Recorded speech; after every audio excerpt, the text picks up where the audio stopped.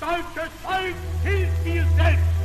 Jeder soll helfen, ob arm oder reich. Jeder soll sich denken, es gibt.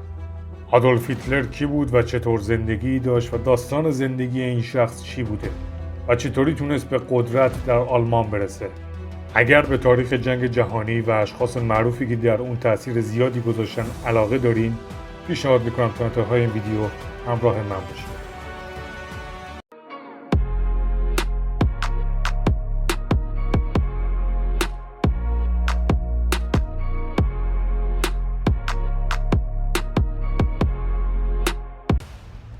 سلام و درود به همه فکت مگیای عزیز. امیدوارم حالتون عالی باشه.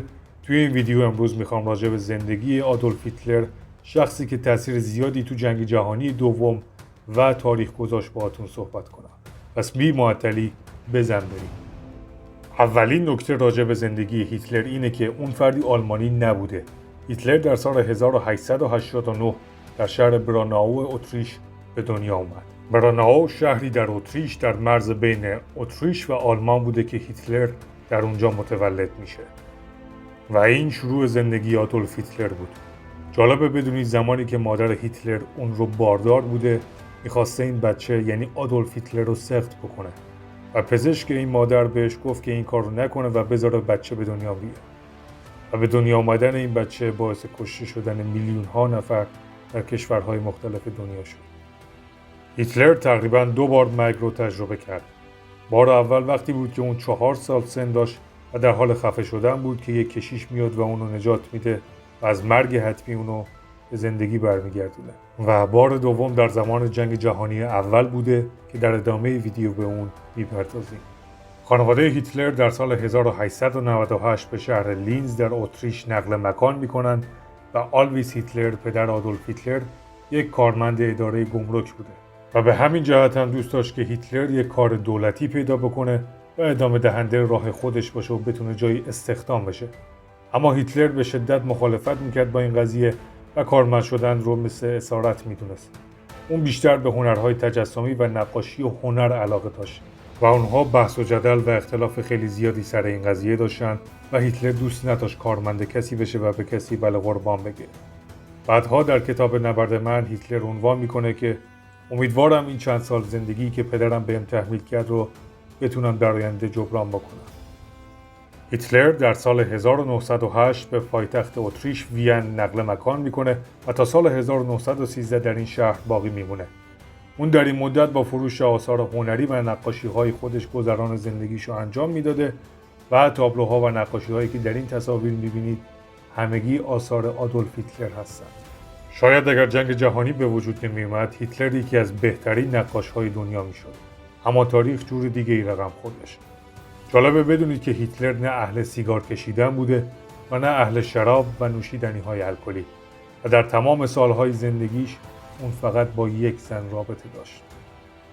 نظر شما راجع به این شخص چی هست و به نظرتون چطور شخصیتی داشته؟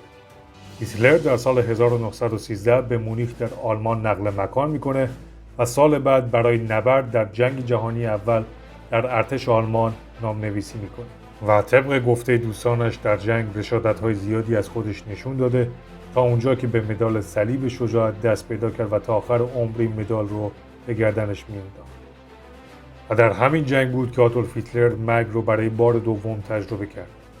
هیتلر در جریان حمله‌ای که با استفاده از گاز خردل در 1918 در جنگ جهانی اول رخ داد، تقریباً بینایی خودش رو از دست داد و کور شده بود که اون رو به یک بیمارستان نظامی منتقل میکنن و وقتی در دوران نقاهت بوده خبر شکست آلمان در جنگ جهانی به گوش اون و بقیه میرسه و این بدترین خبری بود که اون میتونست بشنوه. هیتلر در سال 1918 از بیمارستان مرخص شد و به مونیخ بازگشت. بعد از پایان جنگ هیتلر به حزب کارگران آلمان پیوست و این حزب بعدها به نام حزب نازی شناخته شد. هیتلر به ابداع برنامه سیاسی حزب کمک کرد و برنامه که بر پایه یهودی ستیزی نژاد پرستانه، ملیت‌گرایی و خصومت علیه مهاجران بنا شده بود پرداخت. و این حزب تا اونجایی بزرگ شد که اونها دست به یک کودتا زدند. این کودتا بعداً به کودتای آبجو فروشی مشهور شد.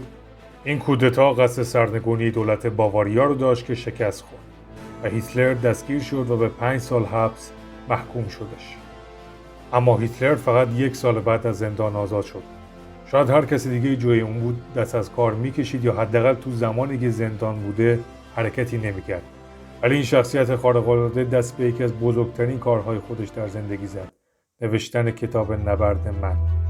کتاب نبرد من بعدها به عنوان کتاب مقدس نازی‌ها شناخته شد و هیتلر بعد از آزادی با دولت توافق کرد که بر علیه اونها حرکتی انجام نده و این چنین شد که بار دیگه اون حزب خودش رو به جلو پیش برد.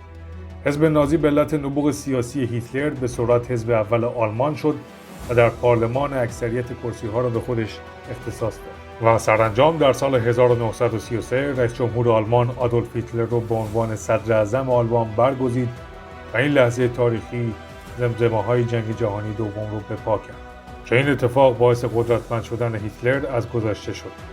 اگر تا اینجا از این ویدیو خوشتون اومده اون رو لایک کنید، کانال رو سابسکرایب کنید و اون زنگوله کنارش رو فعال کنید که هر وقت ویدیوهای بعدی منتشر میشه شما اونها رو ببینید و این بزرگترین حمایت شما برای من هستش.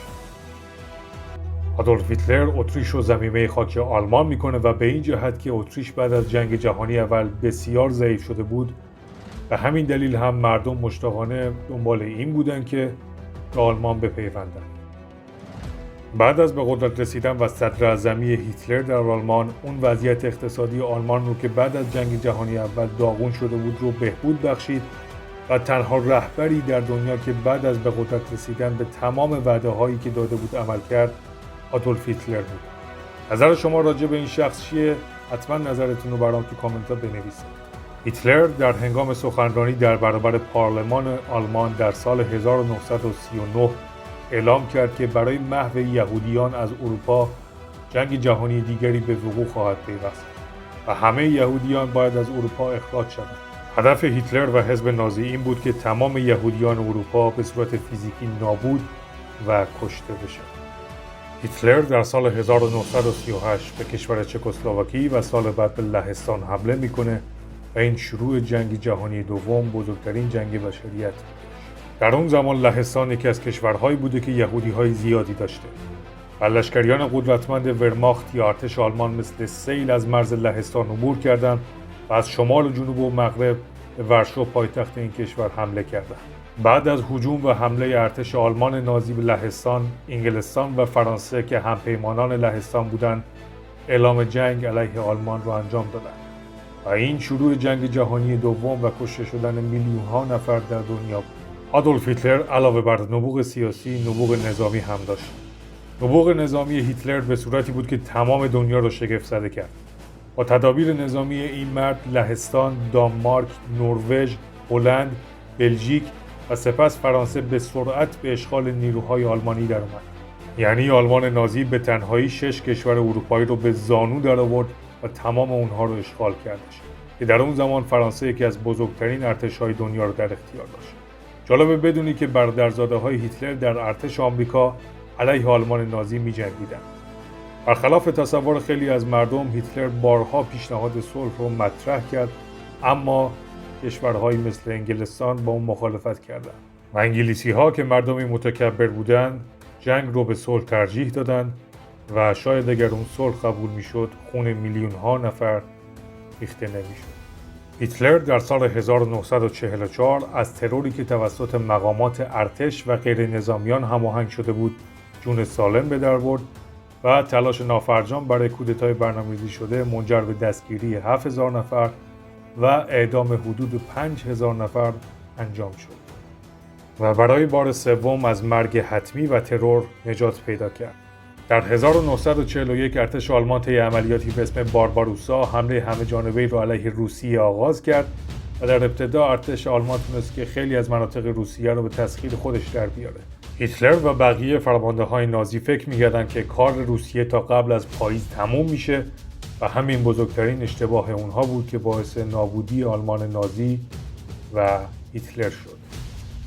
در زمستون سرد اون سال روسیه ارتش آلمان به خاطر نداشتن تجهیزات کافی برای نبرد در زمستان با اینکه تا دروازه‌های مسکو رسیده بودند ولی به خاطر مقاومت سرسختانه مردم و ارتش روسیه مجبور به عقب نشینی شدند و این آغاز یک پایان بود.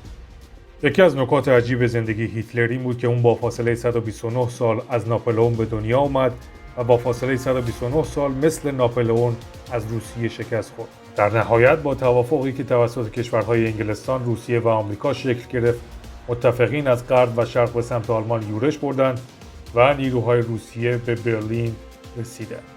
و این پایان داستان هیتلر و آلمان نازی بود.